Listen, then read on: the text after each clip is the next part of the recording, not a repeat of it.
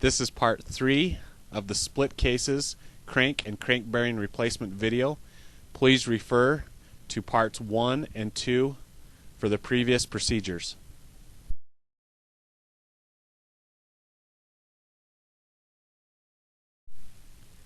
In part 2, we installed the crank into the right case half, and now we're going to install the transmission.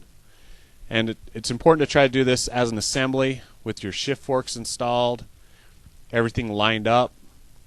And we actually made this look easier than it is. It's actually can be kind of tricky.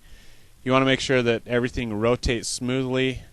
You can tell that the gears are lined up where they need to be. It won't be possible to shift through the gears at this point until the other case half is on, but you should be able to tell that everything is lined up. Now we're going to get ready to install the other case half, and some machines have gaskets, other machines just require a liquid gasket. Here we're using Yamabond.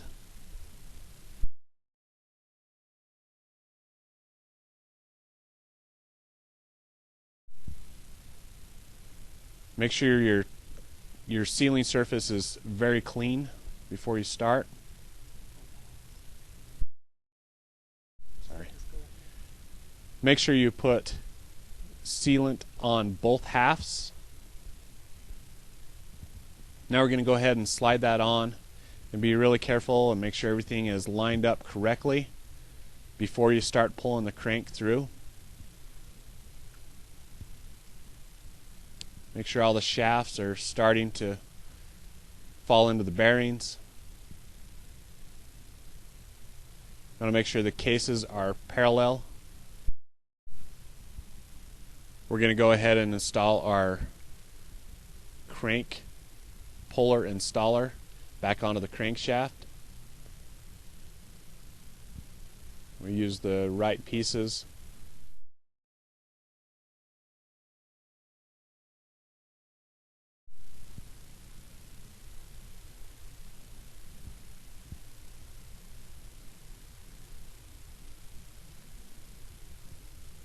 The outer piece on.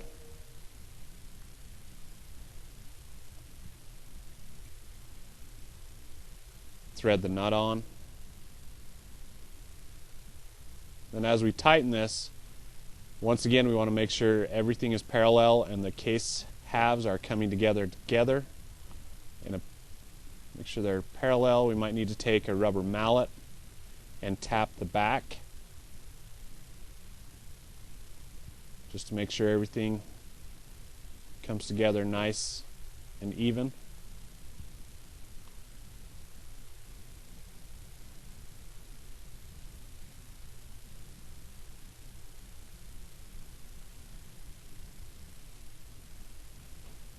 Now we go ahead and put our bolts in. Here we're just illustrating how to tell if your bolt is the right length or not. As you put them in, they should all stick out about the same before you tighten them. We're going to go ahead and tighten them now, and we're going to use maybe a crisscross pattern to make sure there's no warpage. You don't want to develop a leak between your center cases. We're working on the other side of the case. We're going to start installing our shift mechanism. We've put a little medium strength thread locker on our star shift detent.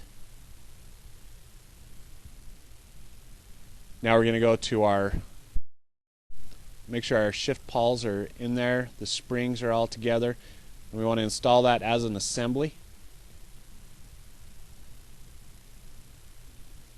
Now we're going to slide our shift shaft through, make sure everything lines up.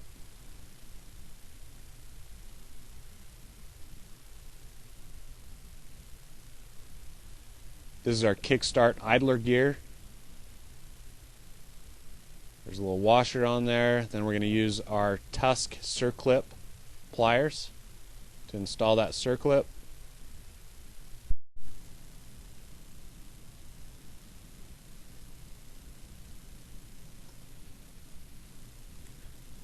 Just going to use a screwdriver to seat that clip in the groove. And then I'm going to move on to the primary drive gear. There's normally a spacer. Normally there's multiple gears to either drive the water pump or power valve. Slide those on.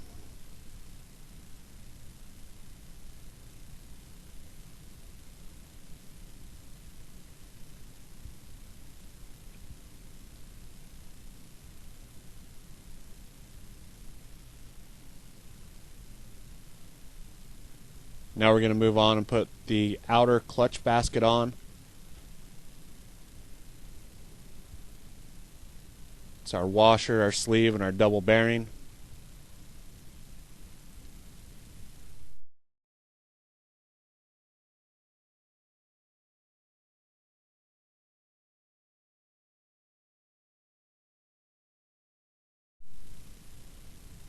We're going to put our inner hub on. With our lock washer.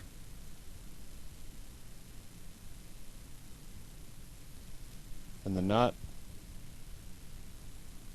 We're going to use our Tusk clutch hub holding tool and go ahead and torque our clutch hub on.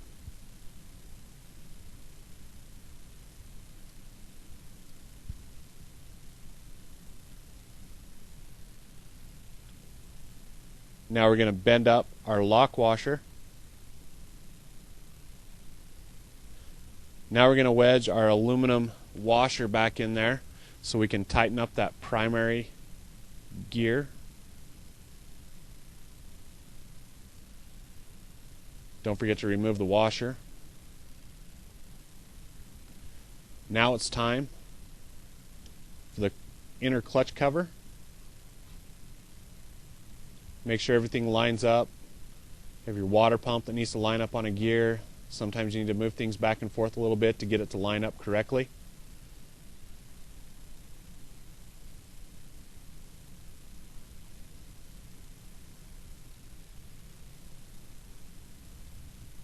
We're going to go ahead and install the bolts.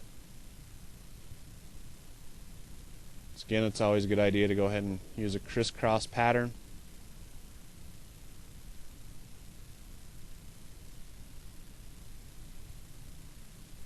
Now it's time for the clutch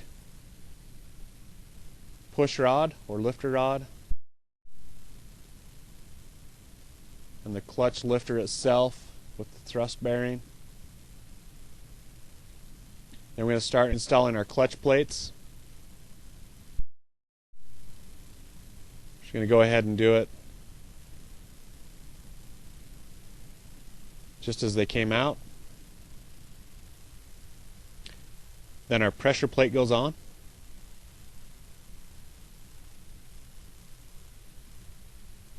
Put our springs and our bolts. And this one's going to go on a crisscross and gradually.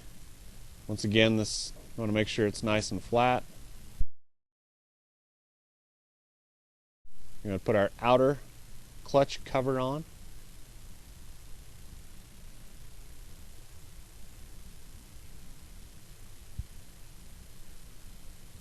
Once again in a crisscross pattern.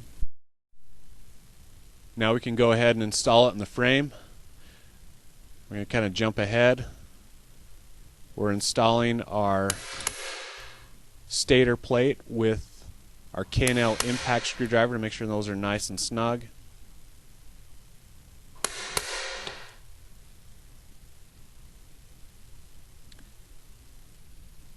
We need to put our clutch actuator arm back in and its set screw.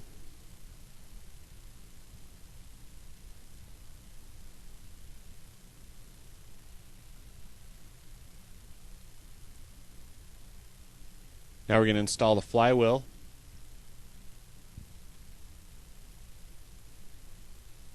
Using our Tusk clutch hub holding tool. It also doubles as a flywheel holder. We'll tighten that nut up. We'll install our ignition cover, and that completes the bottom end.